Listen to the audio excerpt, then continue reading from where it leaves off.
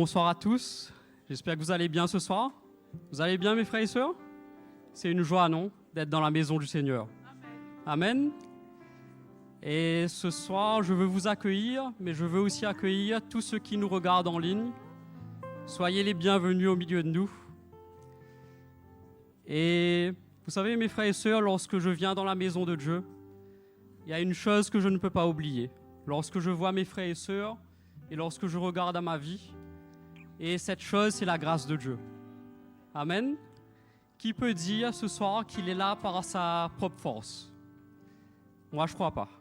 En tout cas, ça serait difficile sans la grâce de Dieu de persévérer, de continuer. Mais parce que notre Dieu est un Dieu de grâce, parce qu'il est miséricordieux, parce qu'il nous aime, il nous tient, mes frères et sœurs. Mes frères et sœurs, la grâce de Dieu, c'est quelque chose de profond. C'est quelque chose de puissant.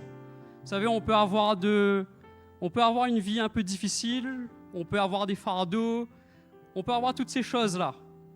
Mais lorsqu'on réalise la grâce de Dieu sur nos vies, ça surpasse tout. Ça nous ferait presque oublier qu'il y a des problèmes sur cette terre-là. Pourquoi? Parce que la grâce de Dieu, ce n'est pas quelque chose de léger. C'est une puissance qui nous garde. Et si ce soir, vous cherchez une raison pour louer le Seigneur, je viens de nous la donner ce soir. La grâce de Dieu qui est sur notre vie. Amen. Donc on peut se lever et on va placer ce moment devant le Seigneur. Seigneur, nous savons que si nous sommes là ce soir et que ta main est sur nos vies et que nous sommes en train de marcher avec toi, toute la gloire est à toi, parce que c'est ta grâce. Et Seigneur, dans ta miséricorde, tu nous as rendus innocents devant toi. Et non seulement tu nous as rendus innocents, mais par ta grâce, tu nous as investis de ta justice.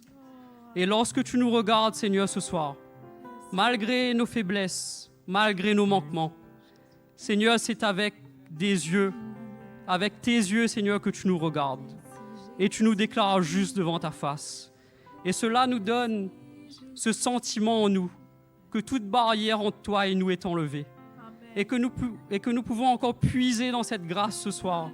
Que nous puissions, Seigneur, puiser dans cet amour, cette paix que nous avons besoin. Seigneur, nous sommes tellement reconnaissants de ta main sur nos vies. Et que la grâce qui est sur notre vie soit cette essence qui déclenche ce moteur de l'adoration. Nous voulons t'adorer. Nous voulons te louer, Seigneur, parce que tu as fait de nous ton peuple. Oh Jésus, nous voulons t'adorer.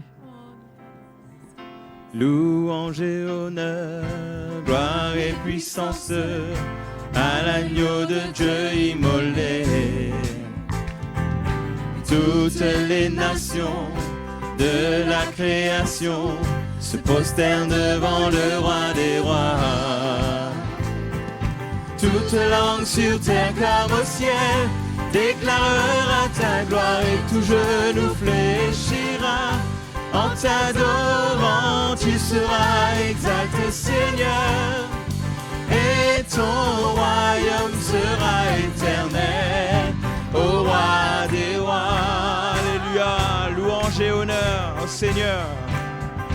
Louange et honneur, gloire et puissance à l'agneau de Dieu immolé. Toutes les nations de la création se prosternent devant le roi des rois. Toute langue sur terre comme au ciel déclarera ta gloire et tout genou fléchira. En t'adorant, tu seras exalté, Seigneur, et ton royaume sera éternel, ô roi des rois. Alléluia, nous allons lui donner gloire et honneur ce soir. Alléluia. Louange et honneur, gloire et puissance à l'agneau de Dieu immolé. Toutes les nations de la création se prosternent devant le roi des rois. Toute langue sur terre comme au ciel déclarera ta gloire et tout genou fléchira. En t'adorant, tu seras exalté, Seigneur, et ton royaume sera éternel, ô roi des rois. Alléluia. Toute langue sur terre comme au ciel, toute langue sur terre comme au ciel, déclarera ta gloire et tout genou fléchira. En t'adorant, tu seras exalté, Seigneur, et ton royaume sera éternel, ô roi des rois, ô roi des rois, ô roi des rois. Mon cœur se réjouit, oh Dieu, tu es ma joie, ma paix. Mon cœur se réjouit, oh Dieu, car tu m'as libéré. Mon cœur se réjouit dans ta bonté, dans ta présence. Il y a tant de réjouissance chaque matin. Tu es tout près quand vient le soir. Ta compassion me revêt, mon cœur se réjouit. Mon cœur se réjouit, oh Dieu, tu es ma joie, ma paix. Mon cœur se réjouit, oh Dieu, car tu m'as libéré. Alléluia. Mon cœur se réjouit dans ta bonté, dans ta présence.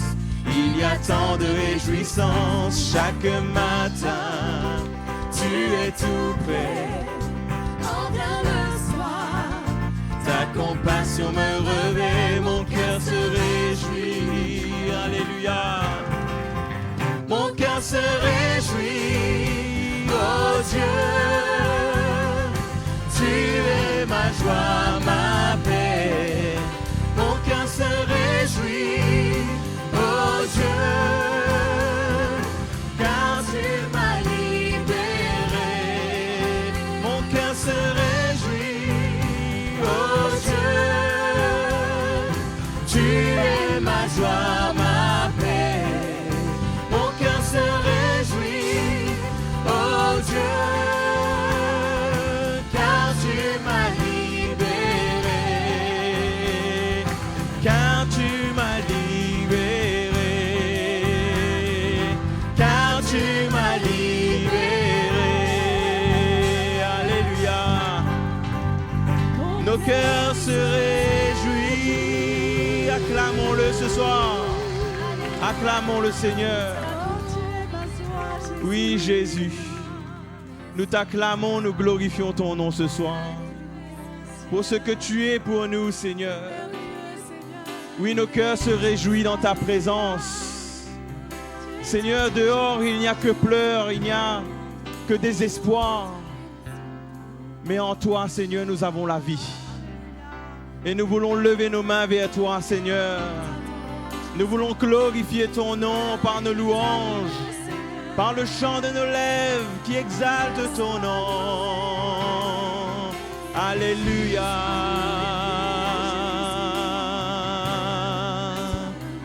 Oui, Jésus.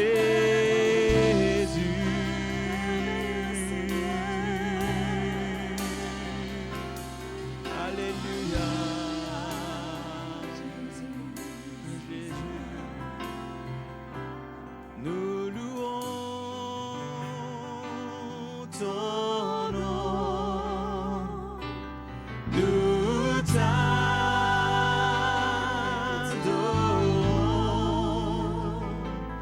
nous élevons ton nom, que ta gloire remplisse. Chantons, nous louons ton nom, nous louons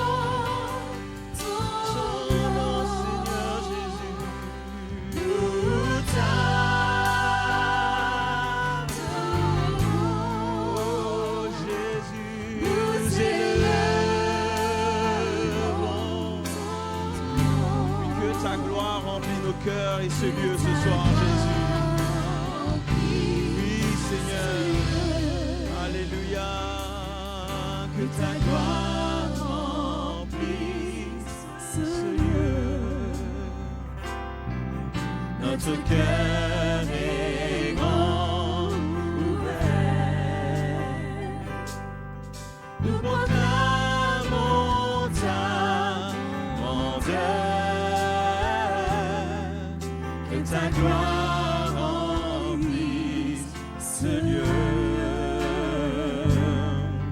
Que ta gloire remplisse ce lieu. Seigneur, notre cœur est grand ouvert. Nous proclamons ta grandeur. Que ta gloire remplisse ce lieu. Nous louons ton nom. Nous t'adorons. Nous élevons ton nom, Seigneur Jésus. Que ta gloire remplisse ce lieu. Alléluia, que ta gloire remplisse ce lieu. Oui, c'est notre désir, Seigneur, ce soir. Notre cœur est grand ouvert. Tu es grand, Seigneur Nous Jésus. proclamons ta grandeur. Que ta gloire remplisse Ce lieu. Alléluia. Que ta gloire remplisse Ce lieu, Jésus. notre cœur est grand ouvert. Alléluia. Nous proclamons ta grandeur. Que ta gloire, Que ta Seigneur. gloire remplisse. Oui, nous levons nos mains dans sa présence et nous nous attendons à lui ce soir. Nous louons Ton ton nom, Seigneur Jésus. Nous t'adorons. Nous élevons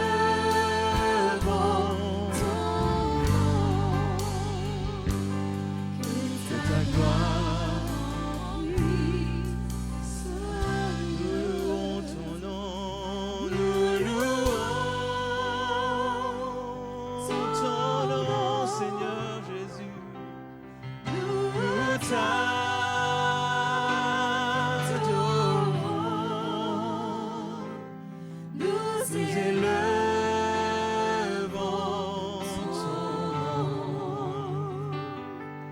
Que ta gloire remplisse ce lieu.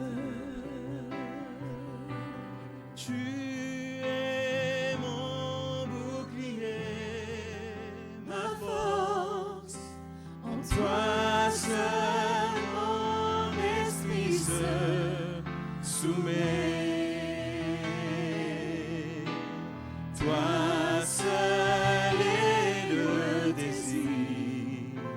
de mon cœur et je veux toujours t'adorer. Alléluia.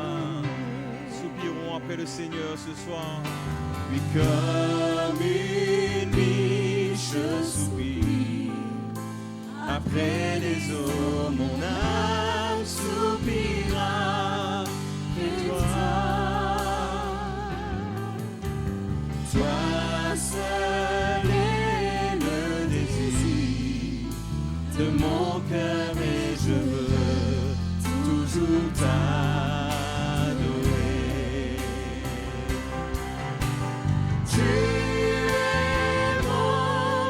bouclier, ma force. En toi seul mon esprit se soumet. Toi seul est le désir de mon cœur et je veux toujours t'adorer.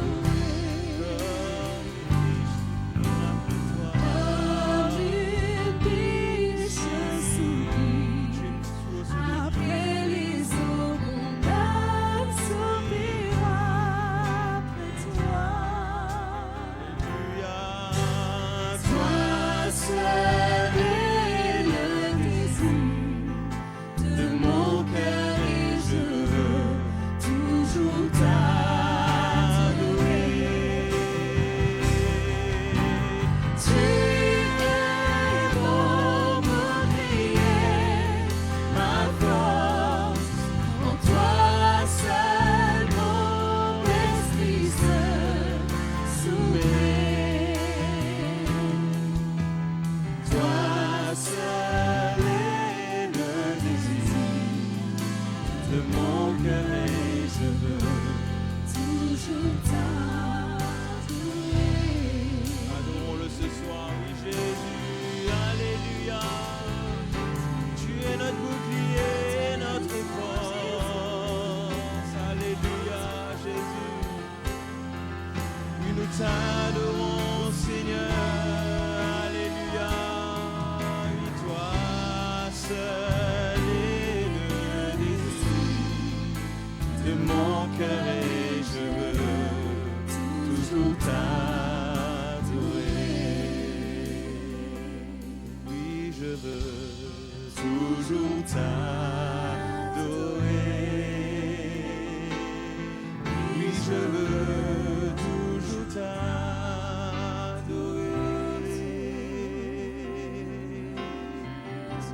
Alléluia, nous voulons t'adorer, nous voulons t'adorer. Toi l'agneau sur le trône, toi qui règnes en majesté, toi qui mérites la gloire, toi qui mérites l'honneur, nous t'adorons. Oui, nous glorifions ton nom, Seigneur. Alléluia, nous t'exaltons. Jésus, alléluia. Glorifié Jésus. Tu es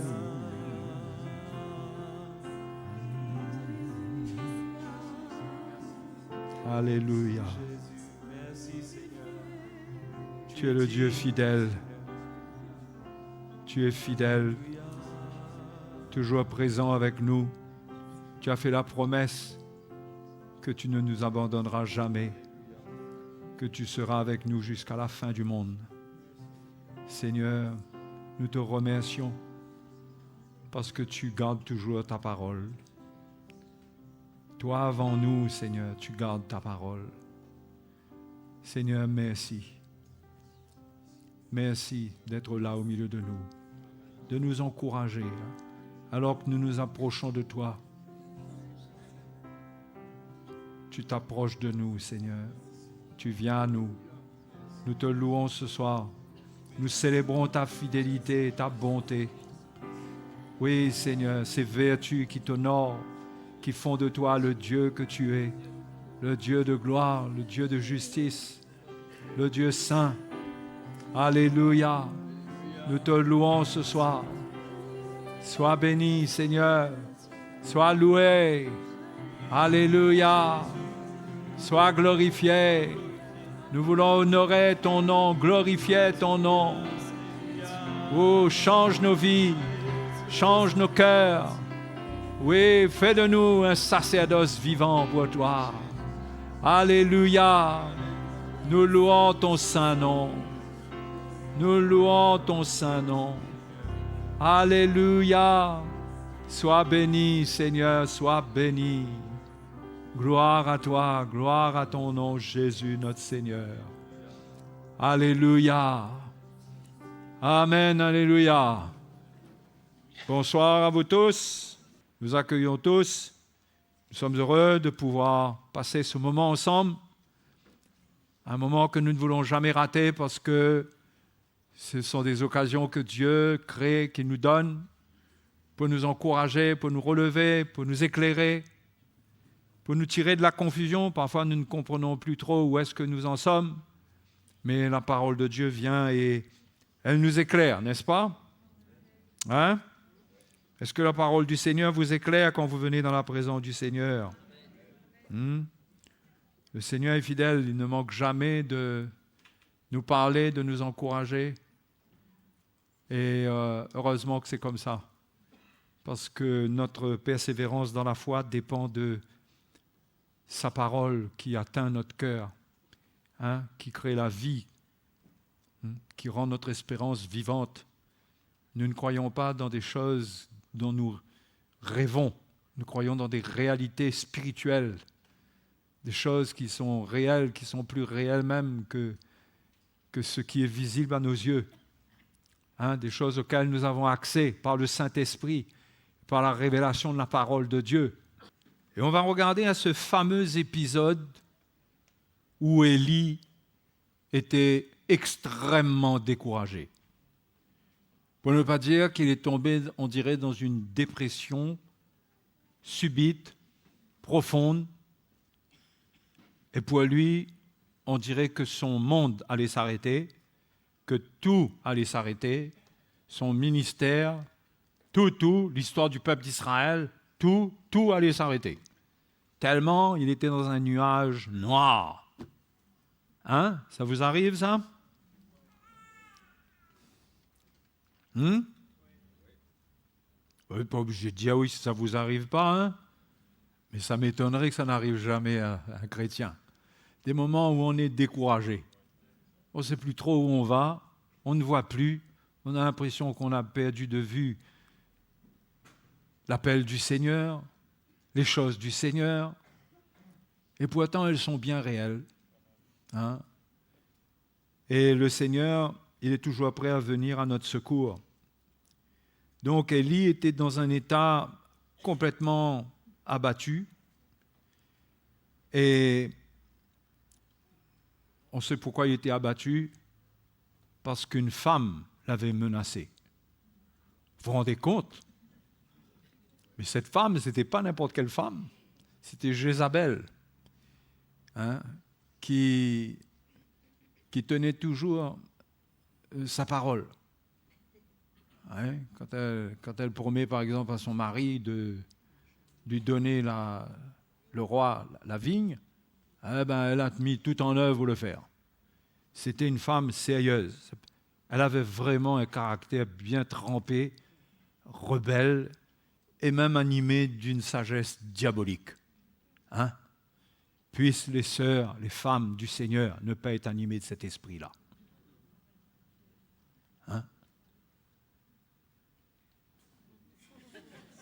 Les sœurs et les femmes, vous pouvez dire Amen. Et donc Élie était sous la menace que sa tête ne se retrouve plus sur ses épaules parce qu'il avait tué et égorgé les prophètes de Baal et que Jézabel n'a pas du tout aimé ce qu'il a fait et l'a menacé de mort. Donc l'histoire se trouve dans 1 Roi chapitre 19. Et on ne va pas lire toute l'histoire parce que ça va nous prendre la moitié de la prédication si je vous lis toute l'histoire. OK? Donc, on va prendre des petits bouts. Alors Jézabel menace Élie au verset 3. Élie, voyant cela, se leva et s'en alla pour sauver sa vie. Il venait d'accomplir quelque chose d'extraordinaire et voilà qu'il s'en va pour sauver sa vie. Dans ce qu'il avait fait, on dirait qu'il risquait sa vie. Il avait égorgé des centaines de prophètes. Il avait eu un acte, un courage surnaturel. Mais quand c'était terminé, la menace de cette femme, Jézabel, l'a complètement terrassé. et il a voulu s'enfuir. Il arriva à Beersheba, qui appartient à Juda, et il laissa son serviteur. Donc le fait qu'il laisse son serviteur, on voit déjà que là, il est en train de tout abandonner. Là. Il n'a plus besoin de son serviteur. Hein? Pour lui, il alla dans le désert, où après une journée de marche, il s'assit sous un genêt et demanda la mort, en disant « C'est assez maintenant, Éternel, prends mon âme, car je ne suis pas meilleur que mes pères. » Mais cependant, quand il dit cela, il arrive à s'endormir après. Verset 5 nous dit « Il se coucha et s'endormit sous un genêt. Et voici un ange le toucha et lui dit « Lève-toi, mange. » Il regardait et il y avait à son chevet un gâteau cuit sur des pierres chauffées et une cruche d'eau. Il mangea et but, puis se recoucha. On dirait qu'il n'a pas réalisé ce qui était en train d'arriver. L'ange l'avait touché, il lui avait parlé, il lui avait dit « Lève-toi et mange ». Et il n'a pas compris, il a mangé, mais il n'a pas compris quel était le but. L'ange de l'Éternel vint une seconde fois, le toucha et dit « Lève-toi, mange, car le chemin est trop long pour toi. » Il se leva, mangea et but, et avec la force que lui donna cette nourriture, il marcha 40 jours et 40 nuits jusqu'à la montagne de Dieu à Horeb. C'est pour ça que je vous dis que c'est important de venir écouter l'Évangile.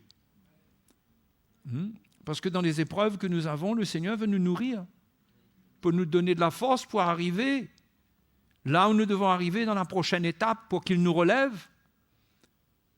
Nous ne devons jamais abandonner la nourriture du Seigneur.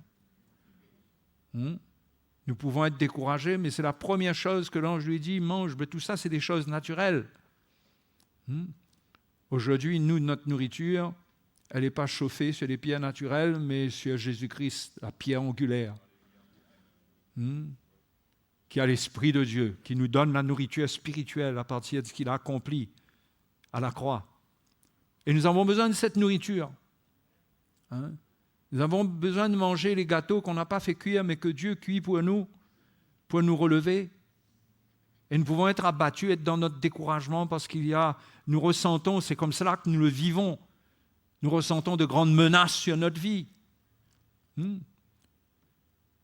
Souvent, quand on a une menace sur notre vie, j'appelle ça menace pour lui donner le poids qu'on lui donne nous-mêmes. Et parfois que ce ne sont même pas des menaces, mais dans la manière que nous voyons ces choses, on dirait qu'on est complètement perdu.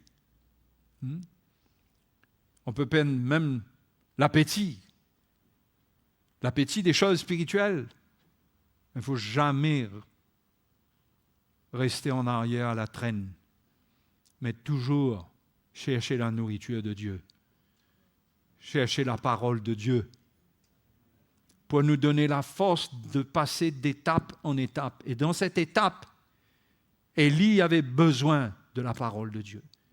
Et il avait besoin d'entendre de Dieu ce qui se passera plus tard, mais là, il avait besoin de manger parce que le chemin est trop long. C'est sûr que nous avons un long chemin devant nous. On ne sait pas combien de temps ça va durer encore, mais c'est un chemin qui, jusqu'à l'avènement du Seigneur, est parcouru d'embûches, d'épreuves. Et je crois que nous ne pouvons pas nous permettre de manquer de force. C'est pourquoi le mot persévérance est là. Même faible, affaibli, il faut continuer à se nourrir. Ne pas se laisser abattre complètement. Il devait marcher 40 jours et 40 nuits. Et le petit peu de gâteau qu'il a mangé lui a donné la force d'arriver jusqu'à la caverne où il allait rencontrer le Seigneur. Le verset 9 nous dit « Et là, il entra dans la caverne et il y passa la nuit. Et voici la parole de l'Éternel lui fut adressée en ces mots, « Que fais-tu ici, Élie » Est-ce que Dieu ne sait pas ce que Élie fait là?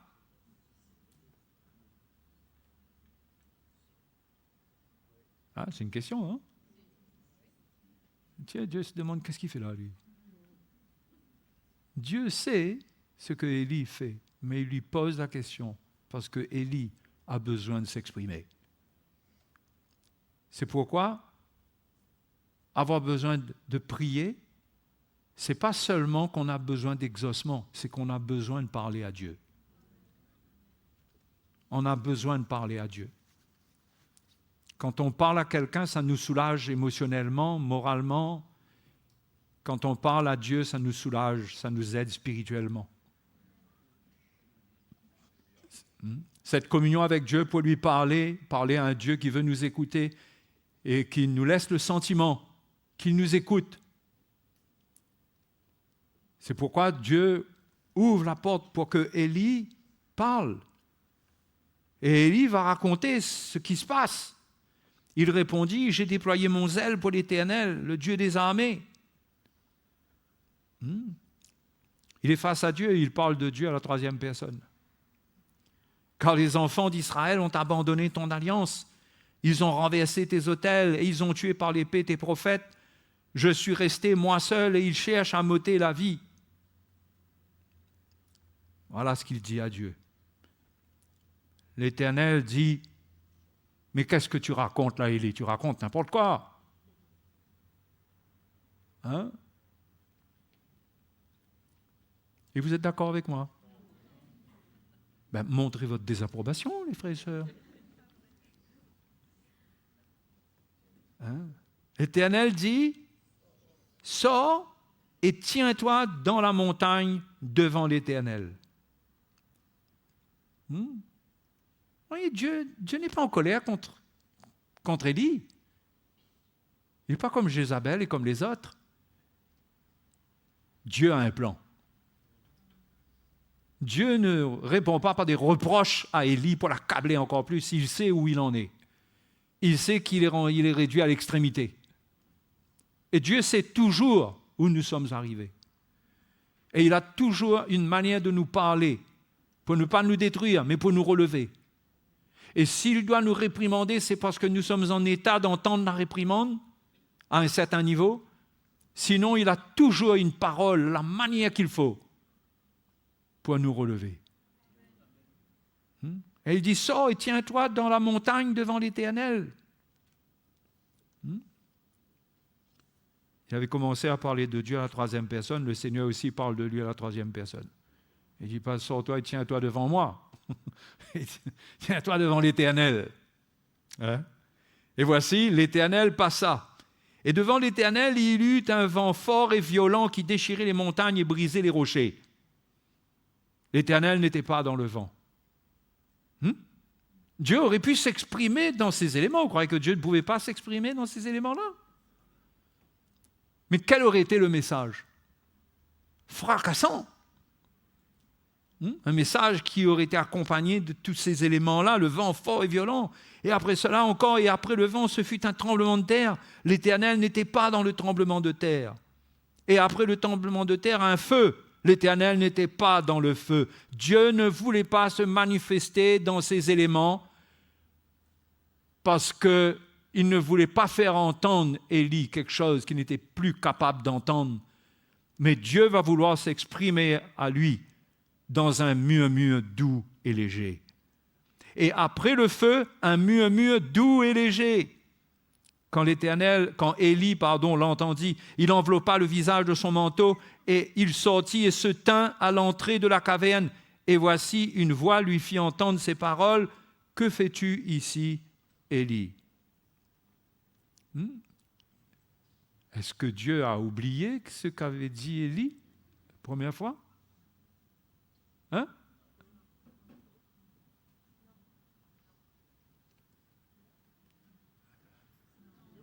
Il a oublié, il oublie le Seigneur.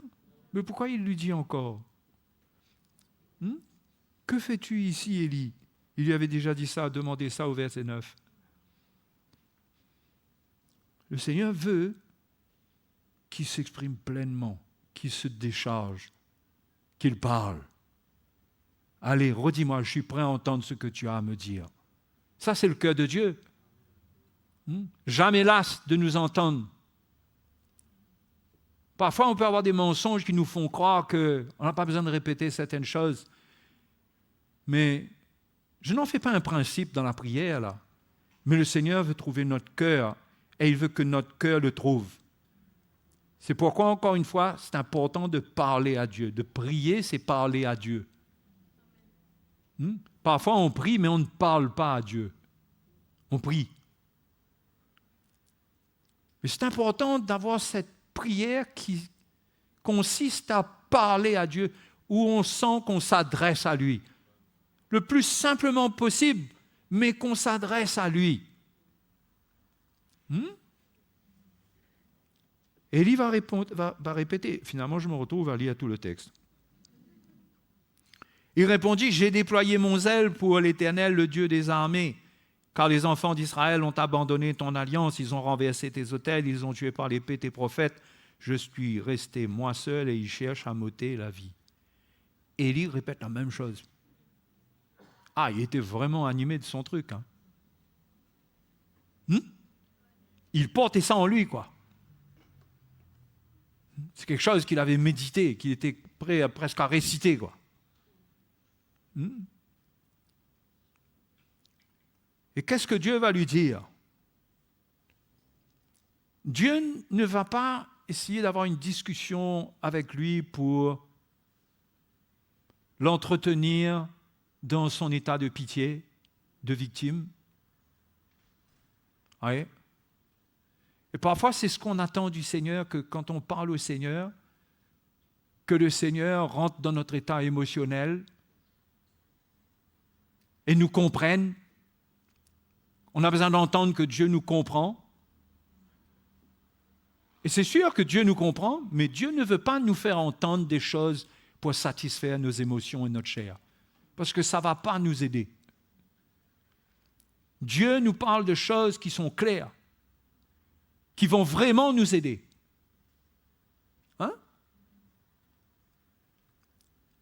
Et l'Éternel va lui parler, et l'Éternel va lui donner une vision, une nouvelle vision. Il va lui montrer qu'est-ce qui est caché qu'il ne voit plus, qu'est-ce qu'il doit faire qu'il ne voit pas. Il va lui confier une mission. L'Éternel lui dit, « Va, reprends ton chemin par le désert jusqu'à Damas. Quand tu seras arrivé, tu oindras Hazaël pour roi de Syrie. Tu oindras aussi Jéhu, fils de Nimshi, pour roi d'Israël. Et tu oindras Élisée, fils de Shaphat, d'Abel-Méhola, pour prophète à ta place. » Et Dieu n'est pas en train de le punir en lui disant ça. Il ne va pas lui dire, je vais devoir te remplacer. Ce n'est pas ça. Dieu lui montre le plan qu'il a pour qu'il soit encouragé, qu'il comprenne que celui qui est sur le trône n'a pas perdu le contrôle des événements, qu'il a toujours les événements dans sa main. Et c'est ça qui se passe quand on cherche le Seigneur et qu'on ne vient pas chercher une satisfaction émotionnelle, bien que la Bible dit qu'il faut se décharger sur lui, mais le retour, la paix qu'il nous donne, ce n'est pas une satisfaction simplement émotionnelle, c'est que Dieu met une vie, met une paix en nous, et il veut aussi nous montrer ce qu'il a pour notre vie. C'est pourquoi on ne peut pas parler à n'importe qui quand on n'est pas bien. On doit rechercher la compagnie, la communion des personnes qui sont spirituelles, qui voient le plan de Dieu, qui portent le cœur de Dieu. Ils ne sont pas parfaits, mais face à notre état, ils peuvent répondre avec le cœur de Dieu. Ils ne répondent pas à nos émotions. Ils ne vont pas chercher dans nos émotions, dans notre passé, dans notre vie, la solution. Vous comprenez là? Il y a tellement de doctrines qui vont fouiller dans la vie du chrétien pour chercher qu'est-ce qui ne va pas. On va faire une cure d'âme, je ne sais pas, qu'est-ce qu'on va faire? Il y a beaucoup de choses qu'on peut faire. On rentre dans un genre de dialogue de psychologie que je ne méprise pas. Ça peut aider, mais en l'occurrence, concernant les choses spirituelles, ce sont les exhortations spirituelles qui répondent aux besoins spirituels. C'est la lumière de la parole de Dieu. C'est pour ça qu'il faut se tourner vers ceux que Dieu établit, que ce soit officiellement ou que ce soit par le témoignage qui est rendu d'eux dans l'Église. C'est vers eux que Dieu veut qu'on se tourne pour trouver de l'aide.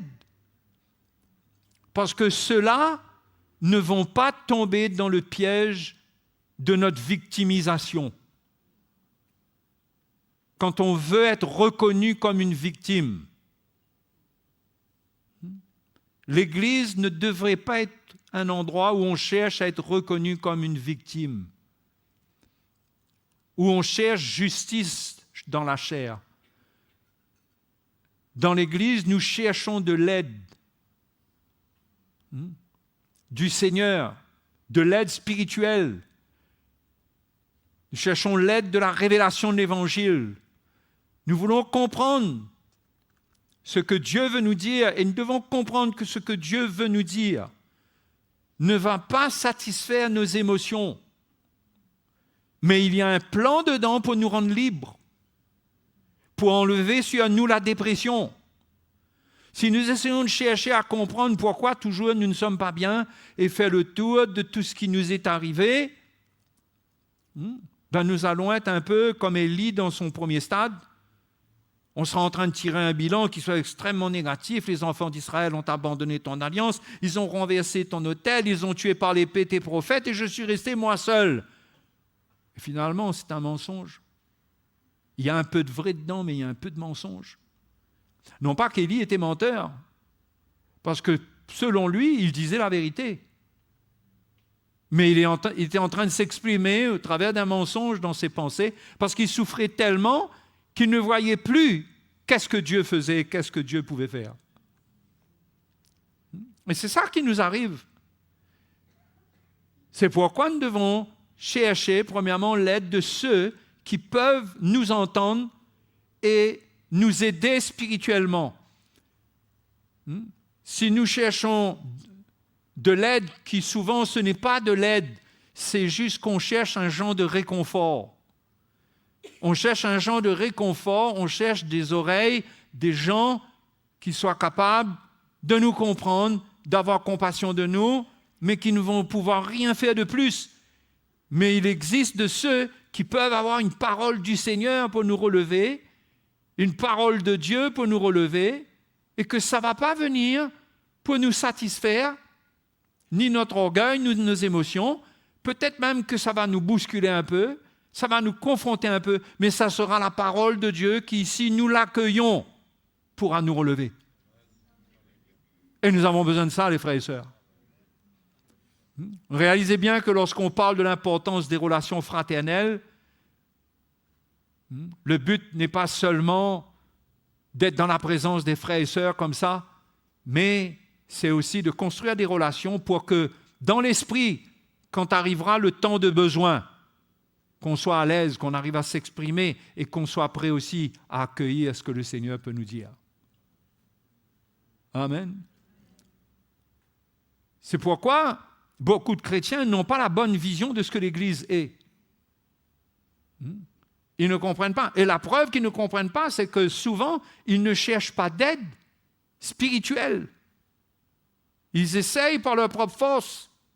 Ils gèrent par eux-mêmes. Ça ne veut pas dire que les anciens doivent gérer leur vie. Non. Mais ils gèrent par eux-mêmes sans le conseil de Dieu, sans l'aide spirituelle, sans la révélation, la lumière. Parfois aussi, c'est parce qu'ils sont obstinés et qu'ils ont une manière de voir et qu'ils n'ont pas envie qu'on touche à cette manière de voir. Et ils attendent un genre de justice parce qu'ils sont un peu en colère. Ils attendent un genre de justice parce qu'ils sont frustrés. Et ce qu'ils attendent, ce n'est pas la solution de Dieu. Et la solution de Dieu, elle peut nous être révélée par des gens qui connaissent le cœur de Dieu, qui connaissent la parole de Dieu, l'Évangile, et qui peuvent nous transmettre une pensée qui n'est pas celle à laquelle nous nous attendons, mais la pensée du Seigneur, qui est le secours de Dieu dans l'esprit. Qui est le secours de Dieu dans l'esprit. C'est pourquoi nous tous qui sommes là, nous devons comprendre c'est quoi l'Église. Nous devons comprendre pourquoi il y a des anciens qui sont établis. Pourquoi il y a des diacres et des diaconesses? Pourquoi il y a des frères et des sœurs qui sont là? Qui sont là pour nous aider. Et quand on regarde à l'Église, l'Église est un corps dont tous les membres sont des membres. Ce qui veut bien dire ce que ça veut dire. C'est là pour nous. Nous sommes membres les uns des autres. Et il faut voir l'Église comme ça pour que on soit à la recherche de la vérité. Paul encourage les Éphésiens et dit comment l'Église va croître lorsque la vérité est confessée dans l'amour. C'est pourquoi il faut rechercher ceux qui sont dans la maturité pour nous confesser la vérité, pour nous relâcher la vérité envers nous dans l'amour, c'est-à-dire dans le respect de ce que nous sommes. Comme ici, le cœur de Dieu se révèle à Élie. Il ne lui fait pas une tonne de reproches, il ne l'écrase pas, il ne l'accable pas. Mais il va lui montrer qu'est-ce qu'il doit faire. Tout simplement. Ce qui veut dire que la solution, c'est pas chercher à comprendre le pourquoi des circonstances, mais c'est tout simplement obéir au Seigneur simplement. Obéir simplement. Et dans la réponse que le Seigneur va donner, le verset 17 nous dit, il arrivera que celui qui échappera à l'épée de Hazaël, Jéhu le fera mourir, celui qui échappera à l'épée de Jéhu, Élisée le fera mourir, mais je laisserai en Israël 7000 hommes, tous ceux qui n'ont point fléchi les genoux devant Baal et dont la bouche ne l'a point baisé. Élie est peut-être sous choc. 7000 hommes. Et il vient de dire à Dieu que tous sont abandonnés. Voyez, on a besoin de trouver la vérité avec les gens qui voient dans l'esprit. Ceux qui voient dans le naturel et dans la chair, ils vont répondre comme nous, il n'y a pas de solution. Mais ceux qui voient dans l'esprit, qui cherchent le Seigneur d'un cœur pur, d'ailleurs Paul a dit à Timothée, recherche le Seigneur avec ceux qui l'invoquent d'un cœur pur, ceux qui ont un cœur pur, qui connaissent le Seigneur, ils vont pouvoir nous révéler des choses, qui vont parler à notre cœur, qu'on va se dire, ah ben zut alors, je n'avais pas vu ça. Mais c'est vrai ce que tu dis, mon frère. C'est vrai. Parce que quand on n'est pas bien, tout semble s'anéantir dans notre vie, s'écrouler complètement. Il ne reste plus rien. Quand on est déprimé, on est fatigué, on est usé, on dirait qu'il n'y a plus rien de bon. Et Dieu veut nous rappeler qu'il est en contrôle. Alléluia. Et c'est comme ça que Élie, qui était le prophète de Dieu, est en train de réaliser qu'il n'a pas travaillé pour rien. Il n'a pas travaillé pour rien. Il s'est exposé et tout, mais il y a encore 7000 personnes, 7000 hommes qui n'ont pas fléchi les genoux. Et il ne savait pas ça. Et ça veut dire que ces 7000 hommes se tenaient pour sa cause. Et il avait oublié complètement ça. Donc Dieu lui donne une vision claire, une instruction, une direction. C'est ça qui nous manque souvent. Même dans la responsabilité que nous avons, nous pourrions avoir tendance à réagir par rapport au problème. D'accord ? Réagir dans la chair par rapport au problème qui vient devant nous, au lieu d'apporter une solution qui est spirituelle sans réagir dans la chair. Ça s'appelle la maturité. Il faut chercher à grandir en maturité pour manifester ce cœur qui ne répond pas sans cesse au problème, qui ne vient pas fouiller dans le problème, mais qui arrive à emmener quelque chose qui est au-dessus du problème. Et on doit apprendre ça à tous les niveaux de notre vie. Et Dieu instruit Élie. Et vous savez, on a besoin d'instruire. Par exemple, nous sommes des parents. Si notre enfant est découragé, là, qu'il vient devant nous, là, comme Élie, là, il est découragé, il est abattu, qu'est-ce qu'on va lui dire? Est-ce qu'on va réagir dans notre orgueil, parce qu'il y a quelque chose dedans qui affecte notre orgueil? Est-ce qu'on va réagir dans les émotions, parce qu'on est un peu sensible de le voir souffrir? Hein? Ou est-ce qu'on est fortifié dans le Seigneur et on a de quoi lui transmettre quelque chose pour que lui aussi apprenne à se tenir dans l'esprit? Hein? Voyez, Dieu instruit, Dieu transmet les choses. C'est un modèle pour nous. C'est comme ça qu'il prend soin d'Élie, c'est comme ça qu'il prend soin de nous, et c'est comme cela que nous devons prendre soin les uns des autres, et c'est comme cela que les parents doivent prendre soin de leurs enfants. Amen. C'est tellement facile d'être dans la chair, hein? Vous savez, je disais pour rire, je disais à mon petit-fils qui s'appelle d'ailleurs Élie, hein? Je disais surtout, mon garçon, si un jour tu as quelqu'un à l'école qui te fait du mal, tu viens voir papy. Et ensemble, tu prends son nom, et ensemble, on va prier pour lui.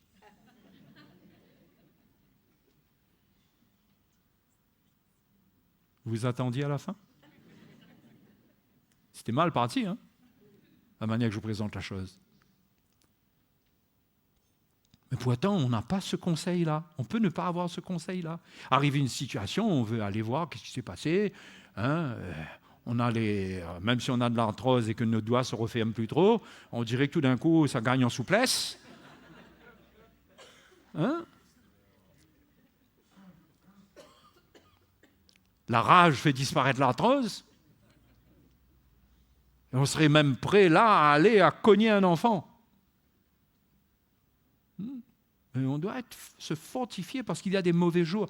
Il y a des mauvais jours. Les mauvais jours, ce sont les jours où les circonstances viennent challenger, défier nos émotions, viennent défier notre nature charnelle. Et si nous sommes dans la chair et nous ne sommes pas fortifiés dans le Seigneur, au lieu de proposer quelque chose qui est la vraie solution, qu'est-ce qu'on fait? On alimente le moulin de la rébellion. Parce que c'est comme ça qu'on traite les problèmes de la vie. Mais non, les disciples du Seigneur, ils traitent les problèmes de la vie selon le Seigneur. Hein? Pas plus tard que tout à l'heure, on parlait des professeurs, tu sais, ils nous racontent, le professeur, il dit ça, il fait ça, il dit ça. Et moi j'avais une question, je dis, mais il faut prier pour le professeur.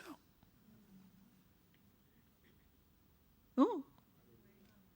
Mais on peut ne pas avoir de présence d'esprit et donner des conseils qui finalement gardent un enfant avec sa rébellion. Où on dirait qu'il apprend à avoir raison. Il apprend à trouver justice dans sa chair. Je ne dis pas qu'il faut faire abstraction de tout, mais notre réaction. Instruisons, la Bible dit de les corriger et de les instruire selon le Seigneur. Mais on peut être en train de relever le défi dans la chair et prendre un rendez-vous et aller discuter, être mauvais. Mais ça, on a le droit de le faire.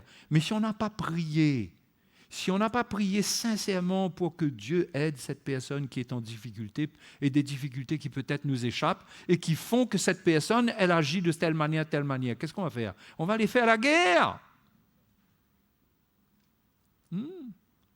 Au lieu d'y aller avec le cœur du Seigneur, avec la paix, et même, ça pourrait nous arriver qu'on encourage la personne. Vous savez, quand on était en voyage en Slovénie, tu te souviens, avec cette femme-là, la serveuse, là, ma femme a oublié. Moi, je n'ai pas oublié, hein. Non, mais la dame, elle était... d'apparence comme ça, hein, on dirait qu'elle était mal polie, elle n'avait rien à faire avec nous. Ça donnait l'impression que vraiment, cette femme-là, elle n'est pas à sa place, quoi. C'est pas son travail. Hein? Et vous savez, on a toujours un peu cette lutte en nous. C'est terrible quand même, hein? C'est terrible, on a des commentaires comme ça. Hein? Et puis, est arrivé un moment, un jour, où on a fait face avec elle, et je lui ai dit une parole. J'ai dit, mais on dirait que vous êtes très, très occupé, vous êtes fatigué par votre tâche, hein? Ça demande beaucoup, hein, votre travail, là. Il faut voir comment ça a changé sa figure. Quand je lui ai dit ça, elle m'a dit, ah, merci, merci. Elle m'a pris dans ses bras comme ça. Ah, merci, merci, vraiment merci. Ça me touche. Ouais. Et on peut, par certaines attitudes de paix, où on réalise que les gens, ils ont leurs problèmes, ils ont des choses qui les font réagir d'une certaine manière, mais parfois on rentre dans la guerre, on rentre en guerre avec eux. Et là, ma femme et moi, on l'a bénie. Elle ne voulait pas et tout. Je dis si, parce que par rapport au travail qu'elle fait, je doute bien qu'elle ne devait pas gagner gros. Elle était gênée et tout. Je dis non, je dis que c'est le Seigneur. Nous, on aime faire du bien parce que puis on a touché 2 petits mots concernant l'Évangile. Et après, on ne l'a plus revu. Mais comment on doit apprendre à ne pas rester dans les émotions et dans la chair, dans la menace qui est sur notre propre personne? Comment on ne doit pas oublier les compassions de Dieu? Parce que du côté de Dieu, lui, il sait qu'est-ce qui fait que cette personne est comme ça, qu'est-ce qui fait que l'autre est comme ça. Mais nous pouvons juger. Et notre réaction prouve que nous jugeons la personne. Parce que nous ne la traitons pas avec justice, parce que nous la traitons selon des critères qui ne sont pas vrais. Qui ne sont pas vrais. Oui? Donc, c'est important de vivre avec le cœur de Dieu et d'avoir de quoi instruire et soulager ceux qui souffrent. De ne pas participer à la destruction de ce monde, mais de donner de l'espoir. On est le sel de la terre, non? La lumière du monde. Il faut bien qu'elle brille d'une manière, par les bonnes œuvres. La Bible dit que votre lumière brille ainsi devant les hommes. Et moi, je vois que c'est le cœur de Dieu envers Élie. Le Seigneur ne veut pas rentrer en procès avec Élie parce qu'il était découragé, ne pas comprendre. Quand on est légaliste, on ne comprend pas. Comment tu es découragé, toi, le prophète? Mais Élie, mais je t'ai établi, tu ne te souviens pas? C'est moi qui t'ai oint. C'est moi qui t'ai appelé. Non, il n'est pas venu dans le tremblement de terre et dans le vent et dans le feu. Il est venu dans un murmure doux et léger. Et je crois qu'aujourd'hui, le trône de la grâce sur lequel Jésus est assis est environné d'un murmure doux et léger. Pour nous accueillir, pour nous entendre exprimer nos faiblesses. Mais nous nous privons de cela dans la prière. Nous sommes en train de nous battre avec nous-mêmes, nous nous battons avec nos émotions, nous nous battons avec notre colère. Nous n'allons pas nous décharger sur le Seigneur. Reconnaître devant le Seigneur, mais voilà comment je suis, Seigneur. Voilà ce qui se passe, rien n'est caché à tes yeux. Mais je ne veux pas être comme ça. Secoue-moi, Seigneur. Et l'Épître aux Hébreux nous le dit clairement au chapitre 4. J'aime ce passage de l'Épître aux Hébreux, les frères et sœurs. Dieu veut nous répondre dans un murmure doux et léger. Ça ne veut pas dire que Dieu veut nous parler d'une voix audible. N'allez pas chercher ça, parce que je vous raconte l'histoire d'Élie qui a entendu Dieu lui parler. Élie était dans une relation spéciale avec Dieu pour entendre d'une manière audible sa voix. Ce n'est pas donné à tout le monde, ça. Mais c'est une rencontre avec le Seigneur qui permet au Seigneur de nous transmettre une vie, de nous transmettre quelque chose qui correspond à ce que sa parole nous dit, mais qu'il ne nous dit pas. Il ne nous dit pas « va en paix », Mais quand nous avons ce moment-là, il nous donne la paix. Et c'est comme si qu'il nous a dit, va en paix maintenant. Nous avons besoin du mieux doux et léger. Verset 14 nous dit ainsi, puisque nous avons un grand souverain sacrificateur qui a traversé les cieux, Jésus le Fils de Dieu, demeurons fermes dans la foi que nous professons. Nous avons une foi qui est précieuse. Demeurons fermes. Notre foi est attachée à Jésus. Que Hébreux chapitre 3, verset 1 nous dit qu'il est le souverain sacrificateur de notre foi. Chapitre 3, verset 1. C'est pourquoi, frères saints, qui avaient part à la vocation céleste, considérez l'apôtre et le souverain sacrificateur de la foi que nous professons, qui a été fidèle à celui qui l'a établi. Il est le sacrificateur de notre foi, qui nous assiste dans nos faiblesses. La faiblesse des Hébreux, c'était le manque de foi, qui se transformait en désobéissance et en incrédulité, qui les amenait à se retirer de l'appel de Dieu. Okay?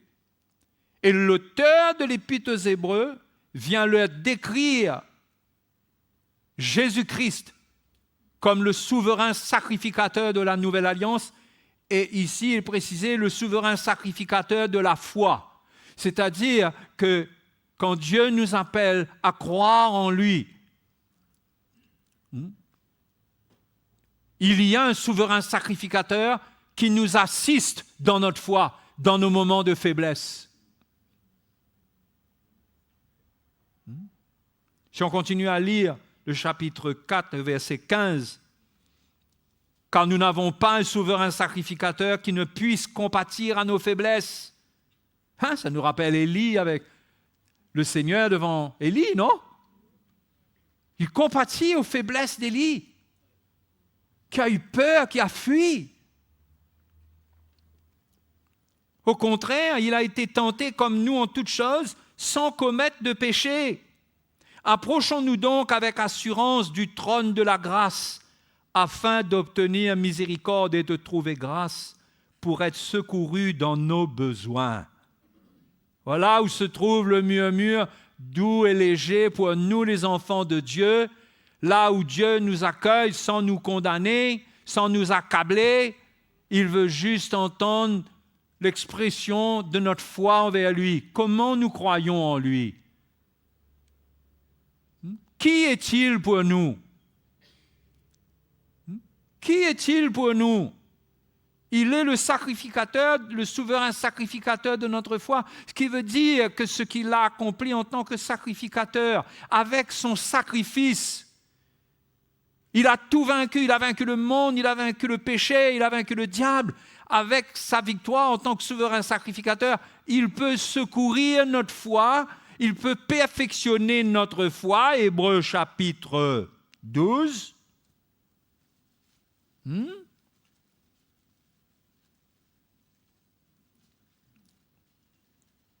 Hébreux chapitre 12,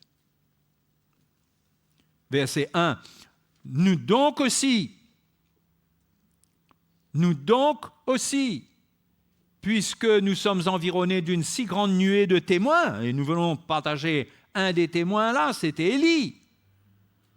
Élie est un témoin de la foi que nous partageons là, même s'il n'est pas cité dans Hébreux 11 avant. Je ne me souviens pas qu'il soit cité. Nous sommes environnés d'une si grande nuée de témoins. Rejetons tout fardeau et le péché qui nous enveloppe si facilement. Venons au Seigneur. Rejetons tout fardeau et le péché. Rejetons-le. Venons devant le Seigneur. Confessons, reconnaissons. Il est le sacrificateur de notre foi. C'est-à-dire qu'il ne va pas nous accabler. Il va enlever sur nous ce qui nous accable, ce qui nous fatigue, le fardeau, la condamnation du péché. Il enlève cela. Et courons avec persévérance dans la carrière qui nous est ouverte, ayant les regards sur Jésus qui suscite la foi et l'amène à la perfection. Voyez le souverain sacrificateur de notre foi, qu'est-ce qu'il fait? Il nous secourt en suscitant la foi et en l'amenant à la perfection. Et Élie est sorti de la présence de Dieu avec une foi parfaite. Il a retrouvé courage. Il est allé faire exactement ce que Dieu lui a dit de faire. Il est parti en forme. Il est arrivé complètement déprimé. Il est sorti de la montagne de Dieu en forme.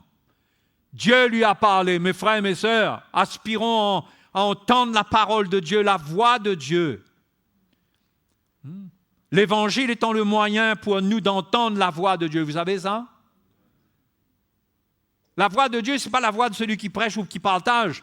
La voix de Dieu, c'est l'Esprit de Dieu qui agit au travers de la prédication et qui amène une lumière dans notre cœur. C'est ça la voix qui compte. Le reste, c'est secondaire, c'est sans puissance.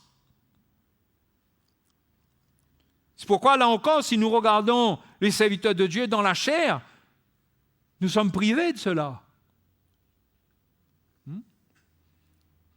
Donc, d'avoir les regards sur Jésus qui suscite la foi et l'amène à la perfection. Et en échange de la joie qui lui était réservée, il a souffert à la croix, méprisé l'ignominie et s'est assis à la droite du trône de Dieu. Considérez en effet celui qui a supporté contre sa personne une telle opposition de la part des pécheurs, afin que vous ne vous lassiez point l'âme découragée. C'est-à-dire que la foi que Jésus suscite et qu'il perfectionne, c'est la foi pour endurer l'épreuve, pour passer l'épreuve. C'est le perfectionnement qu'il nous accorde, c'est la grâce qu'il nous accorde. Parce que lui-même est passé par là, et en vue de la joie qui lui était réservée, il a souffert à la croix. Et il peut nous fortifier dans ce sens. Cela n'exclut pas qu'il puisse faire un miracle pour que toute la situation douloureuse s'en aille, bien sûr.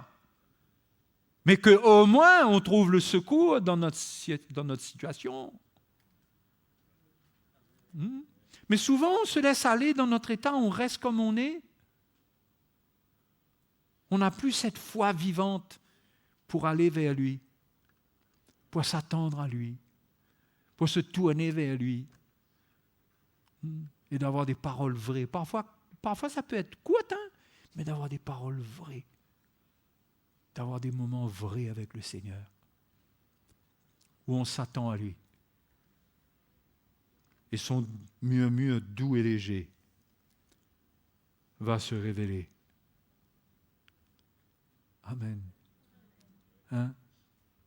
Les frères et les sœurs, je peux vous dire, je peux vous rendre témoignage que si je ne vivais pas cela régulièrement, je serais moi-même très découragé.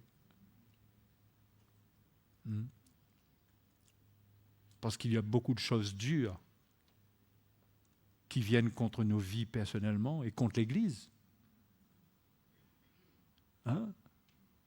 Et bien sûr, nous savons que les frères et sœurs prient pour nous et tout, mais je peux vous dire combien de fois le Seigneur est venu mettre sa paix dans mon cœur et c'était suffisant, je n'ai pas besoin de plus que ça, moi.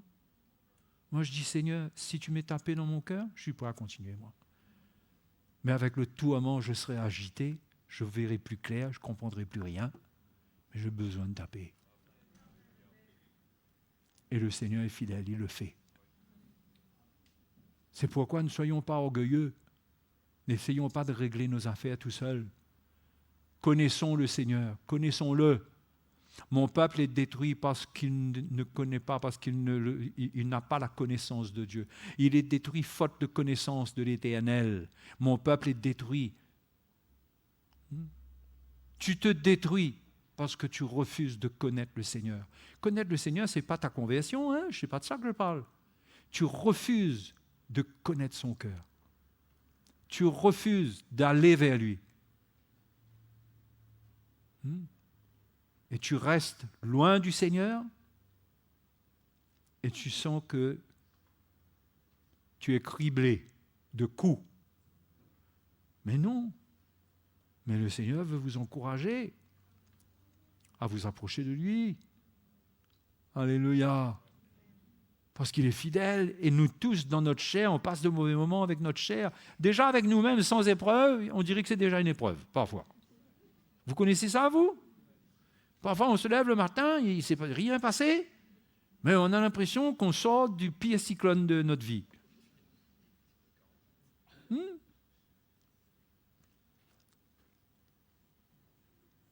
Mais le Seigneur est fidèle. Marchons par la foi.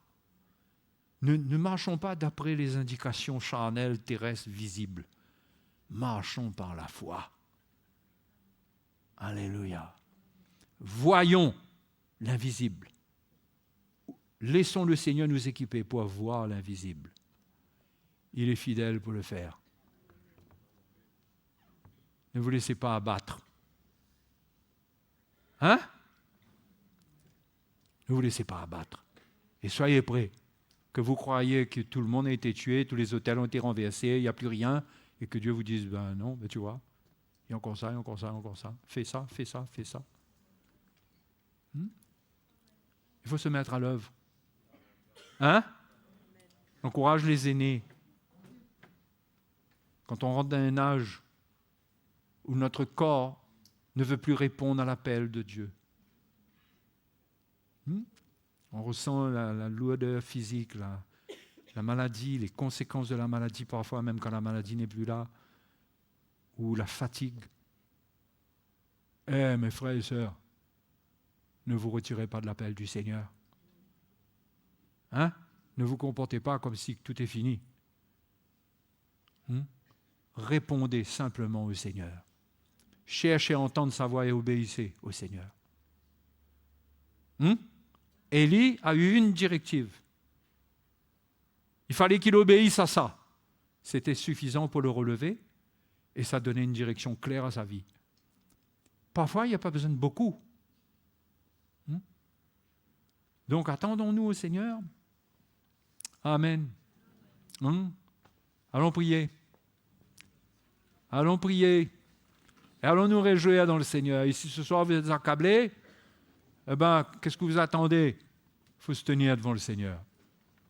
Hein? Il faut se tenir devant lui. Lui, il peut vous relever. Une relation sincère avec Jésus nous relèvera toujours, toujours, toujours, toujours. N'oublions pas que c'est lui le souverain sacrificateur de notre foi. C'est lui. Quand nous cherchons des solutions avec Dieu, comprenez ce que je vais dire là? Que nous prions Dieu comme ça. Mais Dieu veut nous renvoyer à Jésus. Dieu nous dit, c'est lui la solution.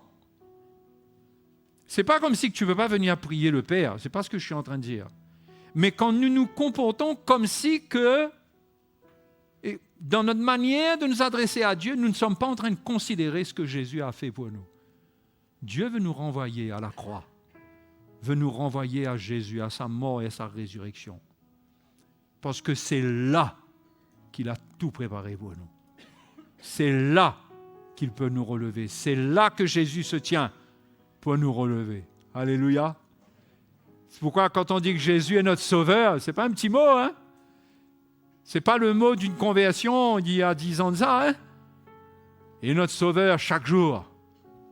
Il est le Seigneur. Nous venons à lui, nous lui faisons confiance. Il est merveilleux. Il est fidèle. Alléluia. Alléluia. Approchons-nous du Seigneur ce soir. Venons au Seigneur ce soir. Venons au Seigneur de tout notre cœur. Alléluia. Merci Seigneur. Tu es bon. Tu es bon Seigneur, tu es bon. Alléluia, reconnaissez-vous la bonté du Seigneur. Reconnaissez-vous la bonté du Seigneur. Élevons nos voix vers lui. Exprimons-nous. Parlons dans la liberté. Ne prenons pas l'habitude qu'un prédicateur prie pour nous et que nous écoutons. C'est bon ça, mais il faut prier aussi. Il faut chercher le Seigneur, il faut s'exprimer, ne pas avoir honte de le faire et d'élever notre voix dans l'assemblée et de prier, de louer le Seigneur, de le remercier. Alléluia! Il est le souverain sacrificateur de ma foi. N'est-ce pas extraordinaire? Il est le souverain sacrificateur de ma foi. Ma foi, parfois, elle prend un coup. On dirait qu'elle est en train de faiblir. Mais lui, il ne faiblit jamais. Il peut me secourir, me relever, et que je sors de là rempli de foi, croyant tout ce qu'il faut, tout le plan de Dieu pour ma vie. Alléluia. Peut-être que votre vie est éprouvée. Vous êtes éprouvé dans votre foyer, dans votre relation de couple, dans votre relation parentale. Vous êtes éprouvé à un niveau ou à un autre. Mais Dieu peut vous secourir par Jésus-Christ. Il vous secourt par Jésus-Christ. Vous redonnez la vie. Vous ramenez à la lumière. Alléluia. Chassez le petit peu de ténèbres qu'il y a en vous, dans vos pensées. Oh, nous le louons. Nous le louons, nous lui sommes reconnaissants pour ce qu'il est. Un Dieu fidèle, merveilleux, glorieux. Glorieux, il est glorieux. Nous l'adorons. Quel Dieu merveilleux. Alléluia. Merveilleux, merveilleux est notre Dieu. Tu es bon et tu fais de grands Prodiges, nous élevons ton nom si grand. prosternés, nous t'adorons. Merveilleux, merveilleux. Alléluia. Notre Dieu. Il est merveilleux, il est fidèle. Tu es bon. Oui, tu es Et bon. tu fais de grands Oh, prodiges. oui, Jésus. C'est le bon. Oh, ton nom est si grand, Ton Seigneur. si grand. Si grand est ton nom. Prosterné, Oh, alléluia. nous t'adorons. Alléluia. Tu es saint, Seigneur, oui, saint. Alléluia. est le Seigneur, la création déclare ta gloire. Dis d'être loué,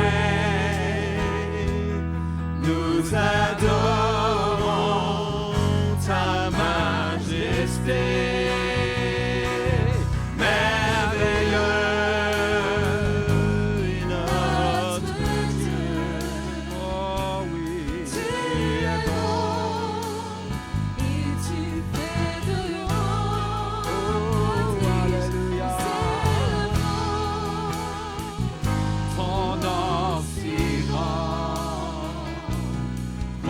Prosterné, nous t'adorons. Merveilleux, Jésus est notre Dieu. Tu es bon et tu fais de grands prodiges. Nous élevons ton nom si grand. Prosterné, nous t'adorons. Prosterné, nous t'adorons. Prosterné, nous t'adorons.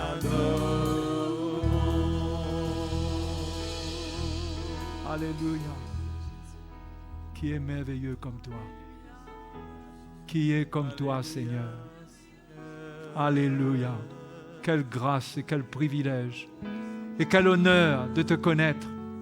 Toi, le Sauveur des hommes, le seul, l'unique, le Fils du Père, le vainqueur de la croix de Golgotha. Nous venons à toi, Seigneur, là où tous nos problèmes, toute notre souffrance a été portée. Là où tout perd son pouvoir sur nous, parce que c'est toi qui règnes sur nos vies. Là où la grâce domine sur la condamnation, sur la culpabilité. Là où la paix domine sur les circonstances troublantes. Tout cela est en toi, Seigneur. Oh, nous, ton peuple, nous voulons te chercher. Nous voulons obéir à ta parole, à ton commandement simple. Nous voulons suivre ta parole. Nous voulons marcher sur tes traces. Nous voulons te remercier. Oh, tu es bon, Seigneur. Oui, tu fais de grands prodiges. Tu fais de grands prodiges. Tu le fais en nous. Tu le fais dans le secret de nos cœurs.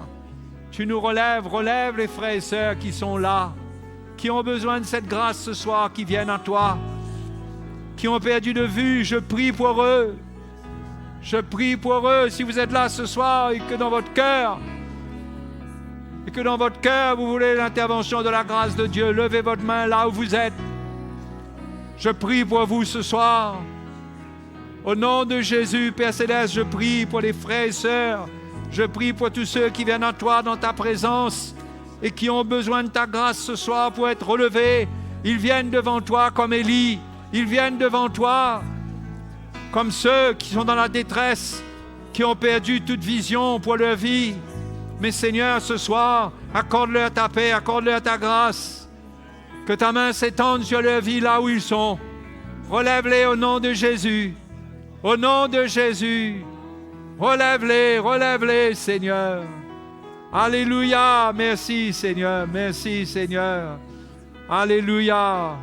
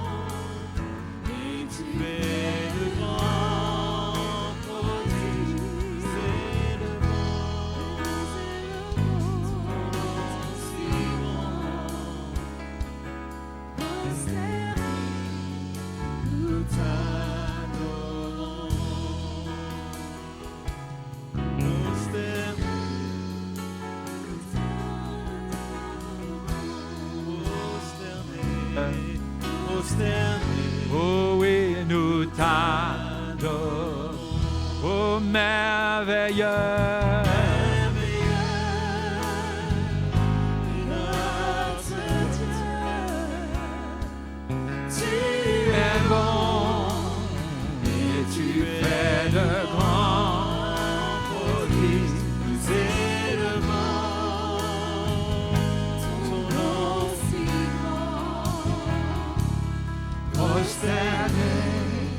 Nous t'adorons, prosternés, nous t'adorons, prosternés, nous t'adorons.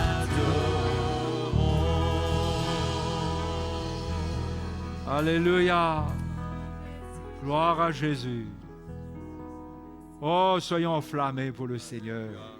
Soyons bouillants pour le Seigneur. Dans notre cœur, aimons-le, obéissons à sa parole. Parfois des paroles simples. Paul avait craint que les Corinthiens s'étaient détournés de la simplicité de Christ. Il y a des choses simples que le Seigneur nous dit qu'on ne veut pas pratiquer. On veut des complications. Par exemple, le Seigneur nous dit pardonne. Qu'est-ce qu'on veut entendre en plus que ça? Pardonne. On veut tourner autour, expliquer, oui, mais ceci, cela. Non, pardonne. Il n'y a pas tourner autour du pot. Tu ne vas pas t'en sortir si la parole de Dieu vient d'une manière simple. Mets-la en pratique. Si l'Évangile t'encourage à te tourner vers lui, tourne-toi vers lui. Hein? Pourquoi tergiverser? On cherche quoi? On s'enfonce au lieu d'obéir au Seigneur clairement. Ah ouais, et on a toujours ce côté. Ah, si c'était si simple. Oui, c'est pas aussi simple. Les situations ne sont pas simples. S'en sortir sans la simplicité, c'est pas simple. Mais si on accepte la simplicité, c'est pas que ça va être facile, mais la solution est simple. La grâce de Dieu nous relèvera. Moi, je vous encourage à rester simple avec le Seigneur. simple avec ses paroles. C'est pourquoi allez lire la parole de Dieu et prenez la simplicité de la parole de Dieu. Il y a beaucoup de gens qui déforment les Écritures, qui lui font dire des choses qu'elles ne disent pas. Parce qu'on n'est pas avec la simplicité des paroles de Jésus. Mais acceptons la simplicité du Seigneur et de sa parole. Et on va s'en trouver que bien, que mieux. Amen. OK? Content d'avoir passé ce moment-là ensemble. Hein? Alléluia. Je rends gloire À ton nom. Seigneur.